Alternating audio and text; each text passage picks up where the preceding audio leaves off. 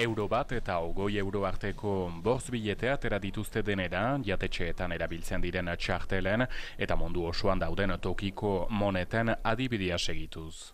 Erosten baldin badut denda batian euskoetan, denda horrek beharko du tokiko hornitzaile bat atseman euskoen berriz erabiltzeko. Eta ondotik, bere hornitzaileak beharko du beste bati berriz eman. Eta hori da auzoen martxa arazteko iparraldea mailan eta dinamizatzea sarea.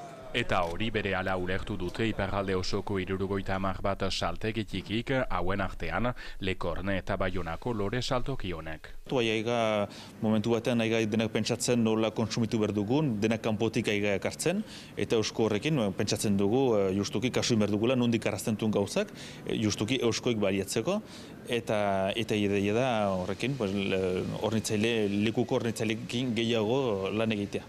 Moneta berria indarrean sartuko da urtarrilaren 30an, orain ikusi behar da nolako edapena lortuko duen, Alemaniako herri batean adibidez, tokiko moneta gehiago erabiltzen dute euroa baino.